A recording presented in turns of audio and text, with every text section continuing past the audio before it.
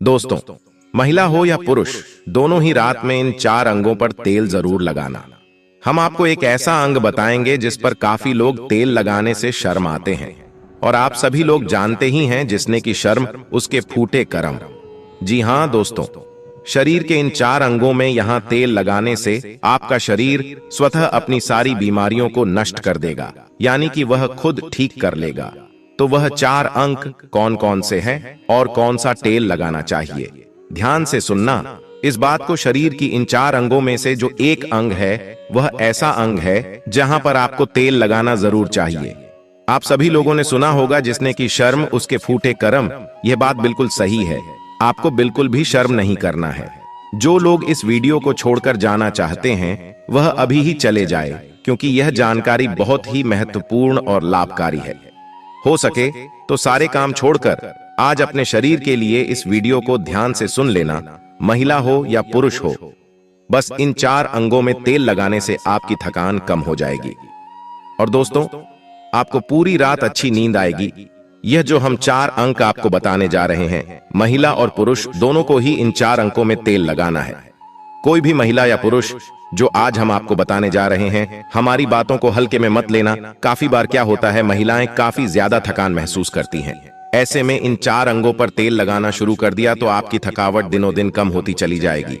आज दोस्तों, हम आपको जो बताने जा रहे हैं, 4 अंगों में से एक अंग जहां पर आपको जरूर से जरूर तेल लगाना है, उसको बिल्कुल भी नहीं छोड़ना है। और इसीलिए उस अंग को बिल्कुल नहीं छोड़ना है, क्योंकि वहां से 72,000 नाड़ियां निकलती हैं और वहीं से ही रोग की शुरुआत होती है।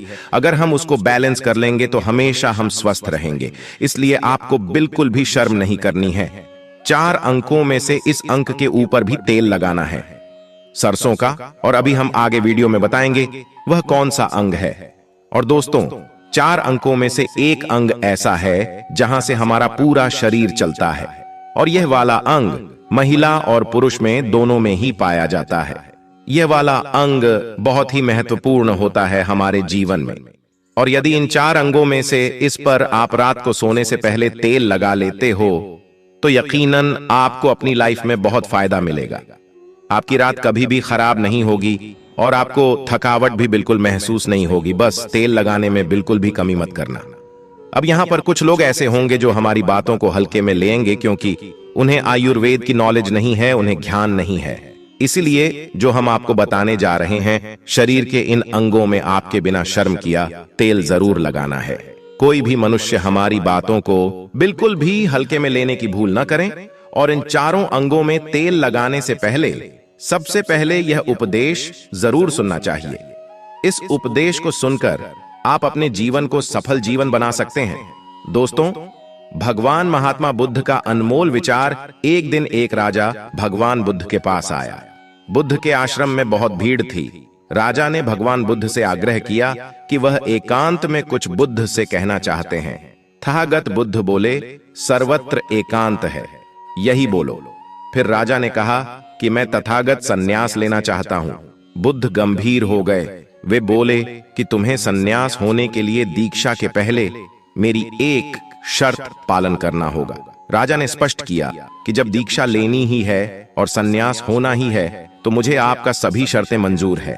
और फिर तथागत बुद्ध ने आदेश दिया और कहा, अपने कपड़े उतारो, अपने जूते उतारे और नग्न हो जाओ, और इसी नग्न अवस्था में अपने राज्य के राजमार्गों पर स्वयं को जूते मारते हुए चक्कर लगाकर आओ। राजा असमंजस में पड़ गया। तथागत बुद्ध यह क्या कह रहे हैं? मैं एक राजा हूं, इस तरह से मैं नग्न होगा और नग्न होकर अपनी ही सड़कों पर कैसे खुद को जूते मारते हुए चक्कर लगाऊं? लेकिन फिर भी राजा को संतुष्ट होना था, तो उन्होंने भगवान बुद्ध की शर्तें मान ली और वे वैसा ही करने के लिए निकल पड़ा। राजा ने वैसा ही किया। वह नग्न होकर स्वयं को जूते मारते हुए राजधानी की सड़कों पर दौड़ने लगा। और यहां उसके चले जाने पर शिष्यों ने बुद्ध से कहा कि जब हम आपसे दीक्षा लेने आए थे तब आपने तो ऐसी कठोर शर्तें नहीं लगाई थीं। आप तो स्वयं करुणा अवतार हैं, फिर आपने राजा के साथ ऐसा कठोर व्यवहार क्यों किए? तब भगवान तथागत बुद्ध बोले, जब तुम लोग सन्यास लेने आए थे तब तुम्हारे अहंकार बहुत बड़े नहीं थे, इसलिए तुम लोगों से घर घर भिक्षाटन करवाकर ही काम बन गया। यह तो एक बड़े राजा है, इसका अहंकार भी बहुत बड़ा है। इसलिए जितनी बड़ी रोग उतनी बड़ी दवाएं, इसलिए महारोग की दवा भी अधिक शक्तिशाली होती है। इसी कारणवश मैंने इनका परीक्षा भी इतना कठिन किया है। राजा जब इस दशा में अपनी प्रजा के सामने से गुजरेगा तो उसका अहंकार चूर चूर हो चुका होगा। राजा ने शाम तक शर्तें पूरी कर ली और बुद्ध के चरणों में आकर गिर गया और फिर बोला, तथागत, अब तो मुझे आप दीक्षा देकर मुझे संन्यास करें। भगवान बुद्ध ने राजा के सिर पर मुकुट रखा और कहा कि अब तुम्हें संन्यास लेने की जरूरत ही नहीं है।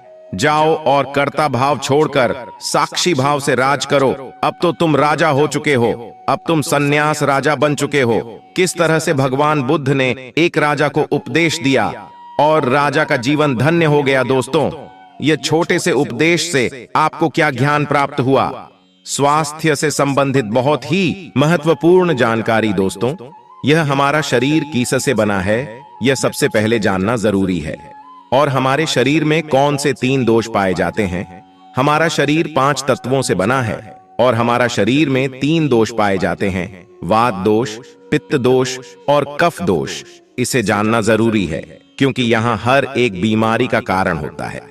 क्योंकि हर एक बीमारी का जरिया ही 3 दोष है, इसलिए जानना जरूरी होता है। तो आपका शरीर का सबसे महत्वपूर्ण दोष ये 3 दोष है, पित्त दोष, कफ दोष और वात दोष। अगर आपके शरीर का वात दोष गड़बड़ हो गया तो 60 से 70% बीमारी होगी। अगर आपके शरीर का पित्त दोष गड़बड़ हो गया तो शरीर में 15 से 20% बीमारियां होती हैं। और आपके शरीर का कफ दोष गड़बड़ हो गया तो 5 से 10% बीमारी होती है। अब इन तीनों प्रवृत्ति हमारे शरीर में कब से कब तक रहती है? जब हम जन्म से बाल्य अवस्था में रहते हैं, यानी 0 से जब हमारा जन्म होता है और 14 साल की उम्र तक हमारे शरीर में दोस्तों इसकी प्रवृत्ति ज्यादा होती है। इस समय कफ ज्यादा बनता है। यह प्रकृति की देन है। कफ इसलिए बनता है क्योंकि हमारा शरीर ग्रो करता है। कफ बनना जरूरी है क्योंकि यह हमारे शरीर के बहुत ही महत्वपूर्ण अंग है। बस हमें यह ध्यान देना है, हम अपने बच्चों को ऐसी कोई चीज नहीं देना है जिससे उनका कफ और बढ़ जाए, क्योंकि बच्चे उस समय कुछ नहीं जानते। पेरेंट्स को जागरूक होना होगा। बस हमें अपने बच्चे को कुछ भी ऐसी चीज नहीं देना है जिससे उसका कफ और बढ़ जाए। बनाने वाली चीजें हमें उन्हें नहीं खिलाना है, नहीं तो क्या होगा? कफ से संबंधित जो 5 से 10% बीमारी है, जैसे टीवी, दमा, अस्थमा, सिजोफ्रेनिया, ये सारी बीमारियां इसकी वजह से होती है।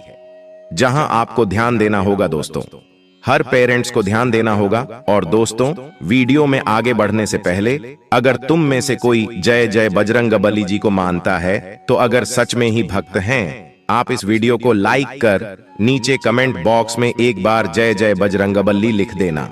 बजरंगबली जी, जो भी भक्त कमेंट बॉक्स में जय जय बजरंगबली लिखता है तो उसके मन में जो भी मनोकामना है वह पूरी कर देना। दोस्तों, इसके बाद हम आगे वाली अवस्था में आते हैं, बाल्य अवस्था से युवा अवस्था। युवा अवस्था हमारा कब से कब होता है? जब हम 15 साल से 60 साल के बीच में होते हैं। दोस्तों, इस समय हमारा युवावस्था होता है। इस समय हमारे शरीर में पित्त प्रवृत्ति सबसे ज्यादा होता है, सबसे ज्यादा पित्त बनता है। इसलिए हमें यह ध्यान देना होगा कि हम ऐसी कोई वस्तु न खाएं जिससे हमारा पित्त बढ़ जाए।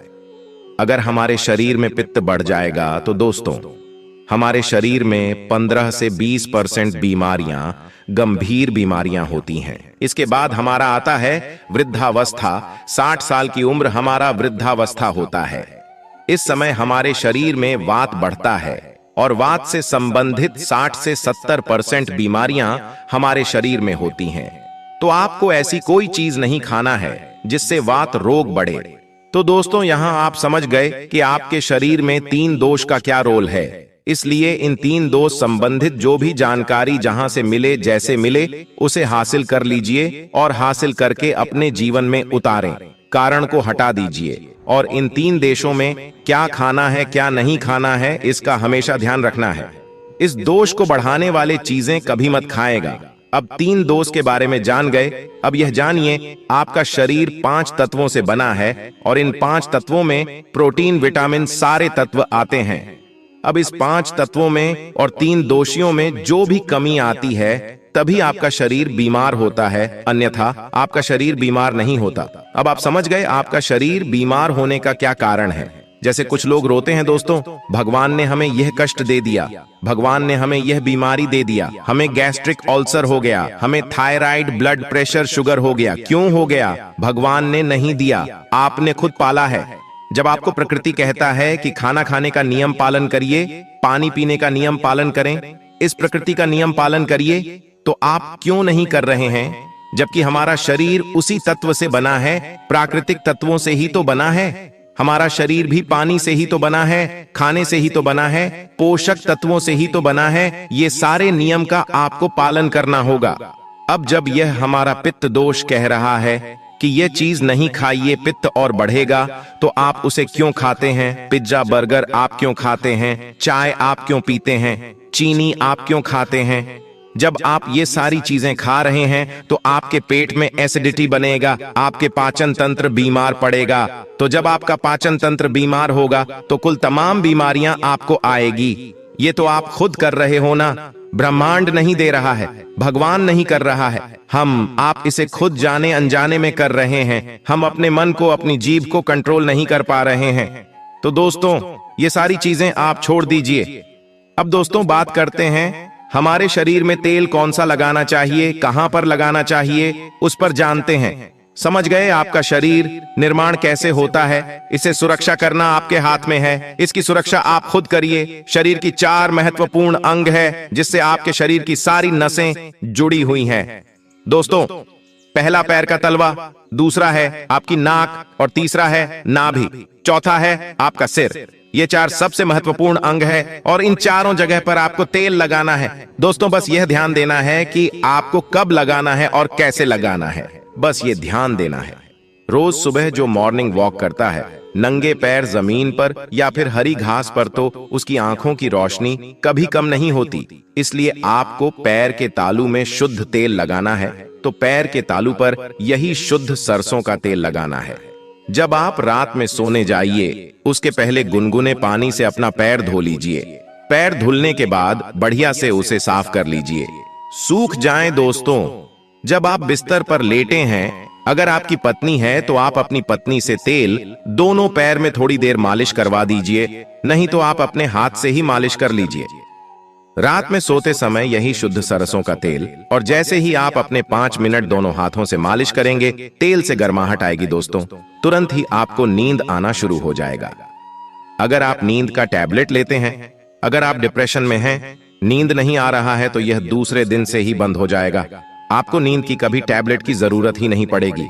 आपका पागलपन दूर हो जाएगा, याददाश्त बहुत तेज होती है, दिमाग से संबंधित सारी समस्याएं खत्म।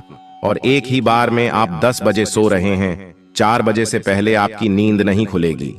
इतनी बढ़िया नींद आती है। तो पैर के तालू में तेल लगाने से आपके पाचन तंत्र मजबूत होता है, याददाश्त तेज होती है, भूख लगती है, शरीर में शक्ति मिलती है, ऊर्जा मिलता है, यानी कि शरीर की सारी पोषक तत्वों की आपूर्ति कर देता है। दूसरा स्थान है नाभि, जो कि आपके शरीर का सबसे महत्वपूर्ण अंग है। दोस्तों, नाभि के पीछे एक त्रिकुटी ग्रंथि पाए जाते हैं और इसी ग्रंथि से शरीर की सारी नसें जुड़ी हुई होती है, और यह शरीर की सबसे शक्तिशाली ग्रंथि होती है, सबसे शक्तिशाली होती है। इसीलिए नाभि में तेल लगाना चाहिए। आप देखते होंगे जब घर में बच्चा होता है, सबसे छोटा सा बच्चा जन्म होता है और माताएं तेल की मालिश करती थीं। अब तो यह जमाना उठ गया है।